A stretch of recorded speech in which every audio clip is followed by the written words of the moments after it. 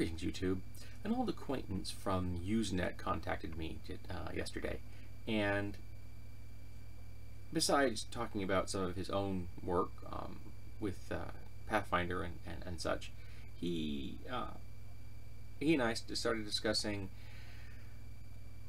the diversity of D&D and why Usenet isn't the Usenet D&D group isn't as active as now as it was once, and things like that, because there aren't a lot of people left on that group. I read it every day, and even I'm not posting every day, and sometimes you'll go an entire day without there being any posts in a site that at one time could have hundreds in a day. Some of that diversity is because there are forums out there, and there are blogs, and there are G+ circles and things like that. So there's a lot of diversity as far as allowing people to have digital access to different communities than there was in the past. And I'm a member of some of these groups. I have nothing to do with G+ because I don't want to. I find the whole G+ thing just really distasteful because I was forced into having an account. Though I will admit that their blocking feature is sometimes useful to me. But it got me thinking, and Keith and I were kicking this around. There's a lot of versions of D&D out there. From those that were tiny little chainmail pamphlets in the ancient past, through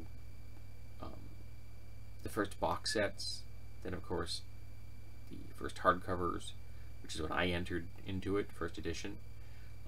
Then we had second, and we had third, and we had 3.5, then we had this split where it went into Pathfinder and 4th edition, and now there's the 5th edition. So there's a lot of versions of D&D out there. And these are just the official ones. And I fully consider Pathfinder to be D&D. And it got me thinking, is this diversity a healthy sign, or is it a con? Because if you look at it from a biological point of view, having many different varieties of D&D means that there's hybrid vigor out there. There's lots and lots of niches that are being filled, so no one niche is likely to go completely extinct because there's just so many out there. So even if no one ever played Pathfinder again, there's people who will be playing 3rd edition or the OSR movement or 4th edition or 5th edition or whatever the next edition will be. Probably call it 6th edition, but who knows what it will look like yet. But then if you look from a political or military position, divide and conquer, because now we're no longer a really unified community now, are we? We're all playing different things, and it's going to become increasingly difficult to find people to play the version that you want to play.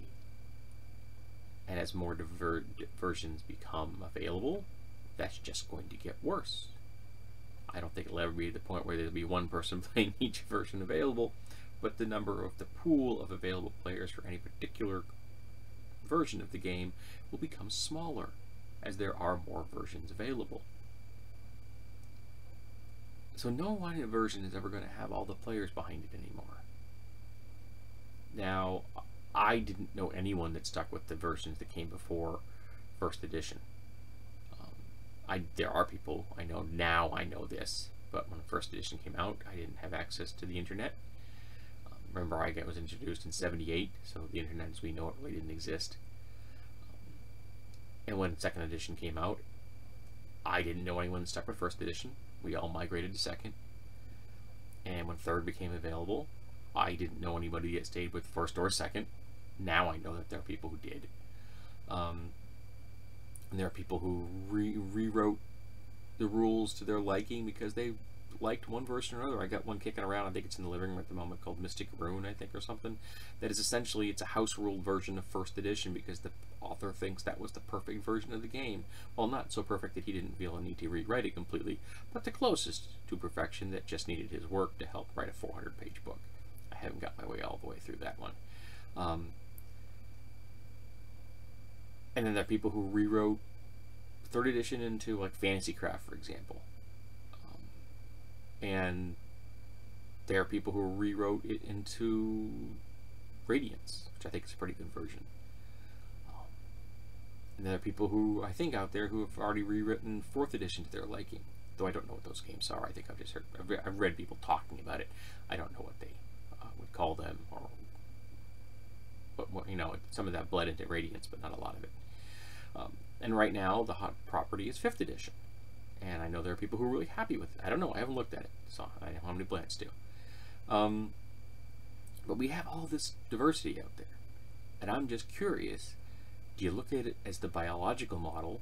So more diversity means that there is less likely that we'll ever have the game completely disappear, or do you look at it from a military standpoint, where it's much easier for the game just to fade into obscurity because there are more varieties out there and there's more types of games available? For example, narrative games have taken a big chunk of some people's interest in tabletop role-playing games. And while I freely consider narrative games to be games, I don't see them as role-playing games. To me, role-playing games take place at the table level, and I think narrative games take place at the player level, which is different. And I think, again, it dilutes the pool of people who want to play D&D. And I'm on the fence whether this is a good thing or a bad thing. I'm honest enough to say that my opinion is deeply subjective, and that my bias is maybe preventing me from looking at this in an utterly objective manner, if an objective manner is even applicable here. I don't know if it's possible to be objective about this. It's not like we are actually looking at biological subjects that we can measure and weigh and breed and test in labs. We're talking about different versions of D&D. So I've blathered on far enough. Now I want to listen to you folks. I want you to tell me, do you think this is a pro or a con? Or are you neutral on this? Do you have no dog in this fight? Are you disinterested in knowing? Are you now playing some version of Hero, or are you playing HARP or BRP, or are you on the bandwagon for Savage World or Apocalypse World or Dungeon World or whatever else is out there? Which, of course, that's probably fall into the category of D&D anyway. But you know, you got my point. Have you just abandoned it completely? Have you walked away from fantasy entirely, and you're just playing Traveler in the original rules, for all I know? And I guess you could have a conversation about all the different varieties of Traveler as well. There's just a lot of options out there at the moment. And do you think this is a good thing, or do you think it's a bad thing? Oh, yeah, no scratch in my chair there. Yeah, having a familiar is sometimes a mixed blessing.